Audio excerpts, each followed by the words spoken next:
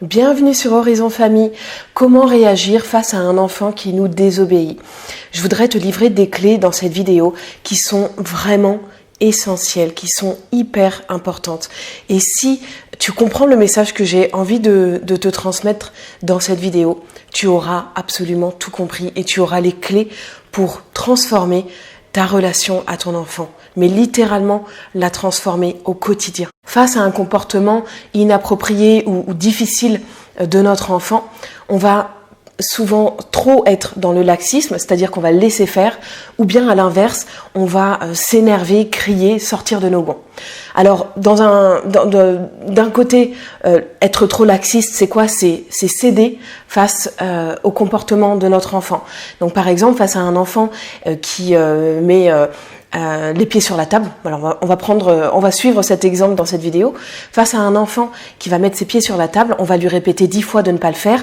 Et la 11e fois, parce qu'on est fatigué, parce qu'on en a marre, parce qu'on est juste lassé et parce qu'on n'a plus de munitions, on est littéralement démuni, on se sent impuissant, eh bien on va baisser les bras, on va le laisser faire, on va finir par abandonner finalement le navire en se disant bon, j'ai pas la force là tout de suite. Je trouve pas d'autre solution pour obtenir gain de cause et faire en sorte qu'ils ne mettent pas les pieds sur la table.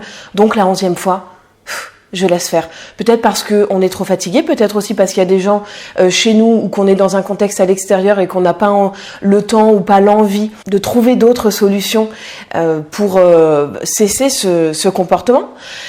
Et donc du coup, voilà, on baisse les bras, on abandonne et on le laisse faire.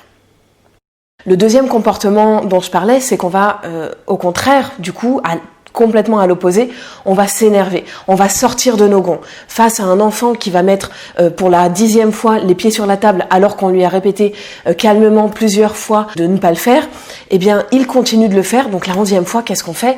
En fait, on pète un câble, littéralement. On pète un câble, on perd notre sang-froid, donc on peut lui crier dessus, on peut hurler, on peut l'attraper par le bras et se montrer brutal parce que on perd le contrôle de nous-mêmes. Et là, finalement, c'est exactement la même raison que si on s'était montré laxiste, c'est-à-dire qu'on ne voit plus d'autre solution que de crier, que de l'empoigner. On a l'impression, voilà, qu'il n'y a pas d'autre solution que ça et on est obligé d'en arriver là. Sauf que face à ces deux comportements, ce qu'il faut bien comprendre, c'est que face à ces deux comportements, l'enfant va continuer exactement de faire ce qu'on lui demande de ne pas faire.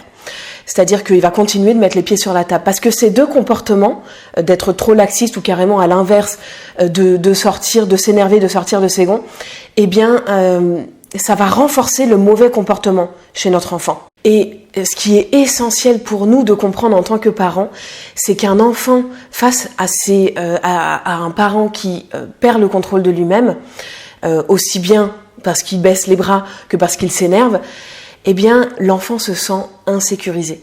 Et un enfant qui se sent insécurisé, il va continuer à être dans la provocation, dans l'insolence pour certains le qualifieront comme ça, en tout cas c'est le ressenti de l'adulte, mais en fait l'enfant ce qu'il fait c'est que comme il se sent insécurisé, eh bien il teste jusqu'où il peut aller, ce qu'il peut faire, ce qu'il ne peut pas faire, où sont les limites de son comportement avec cet adulte en question.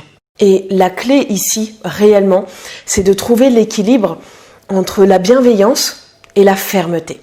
La bienveillance, c'est-à-dire être capable de comprendre notre enfant, de comprendre son développement, ses besoins, que c'est un enfant, qu'il est en pleine construction, donc d'avoir de l'empathie envers lui, mais pour ça, il faut comprendre le fonctionnement de l'enfant et ses besoins. Et de l'autre côté, c'est la fermeté, c'est-à-dire être capable de poser le cadre. Poser le cadre avec justesse, toujours avec justesse. Ce mot-là, il est essentiel.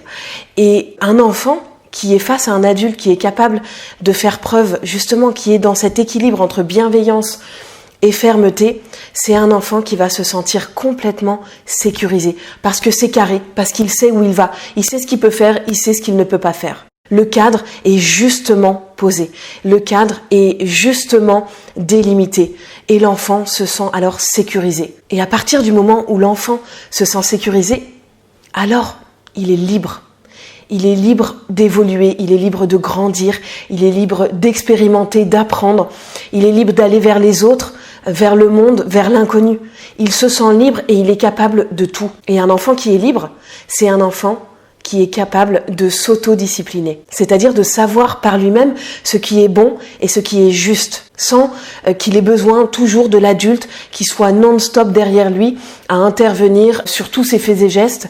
Non, nous on est là évidemment toujours, l'adulte, le parent, on est là à côté de lui pour l'accompagner, mais on intervient seulement quand c'est nécessaire, parce qu'un enfant qui est sécurisé, il est libre et donc il est capable de s'autodiscipliner et de savoir ce qui est bon, ce qu'il peut faire, ce qu'il ne peut pas faire. Et s'il y a bien un mot que j'aimerais que tu retiennes dans cette vidéo, c'est vraiment le mot justesse. Et quand tu auras intégré et digéré cette information que je t'ai livrée dans cette vidéo, c'est-à-dire quand tu sauras trouver l'équilibre, le parfait équilibre entre la bienveillance et la fermeté, alors, mais tu auras le contrôle de ta parentalité, tu seras droit dans tes baskets, tu auras confiance en toi, tu auras confiance dans l'éducation que tu lui donnes, dans les valeurs que tu lui transmets via ton comportement, via tes réactions. Et aussi, tu auras confiance en ton enfant parce que tu verras les répercussions sur son comportement, tu verras qu'il est capable de s'autodiscipliner. Et alors, c'est dans ces conditions que vous avancerez sereinement, tous les deux, main dans la main, et que vous construirez une vraie, belle relation harmonieuse. Ce que je t'ai livré dans cette vidéo, c'est à mes yeux vraiment une information qui est primordiale dans l'éducation qu'on donne à notre enfant. Et j'aimerais vraiment que tu puisses réellement l'intégrer, la digérer et te l'approprier. Et que tu puisses vraiment la mettre en application avec ton enfant. Et que tu vois les répercussions au quotidien sur toi et sur ton enfant. Si tu as aimé cette vidéo, surtout like-la, n'hésite pas à la liker, mets-moi des commentaires si tu as des questions avec grand plaisir. Et puis pense surtout à t'abonner à la chaîne parce que je publie des vidéos sur la parentalité régulièrement pour aider les parents dans leur parentalité et pour accompagner nos enfants avec bienveillance. Pour finir, si tu veux aller encore plus loin sur le chemin d'une parentalité où parents comme enfants peuvent s'épanouir réellement, où chacun trouve sa place, alors tu peux regarder une série de 4 vidéos que j'ai publiées sur la pédagogie Montessori et tu vas réellement y trouver des clés pour transformer ta parentalité et transformer l'éducation que tu transmets à ton enfant et être dans une parentalité de confiance et construire une vraie belle relation avec ton enfant. Donc je t'invite à cliquer sur le lien qui se trouve sur cet écran ou autour de cet écran, généralement sous cette vidéo, pour simplement recevoir ces 4 vidéos et changer de parentalité et embellir ta relation avec ton enfant. Sur ce, je te souhaite une excellente journée. Je te donne rendez-vous très vite sur Horizon Famille.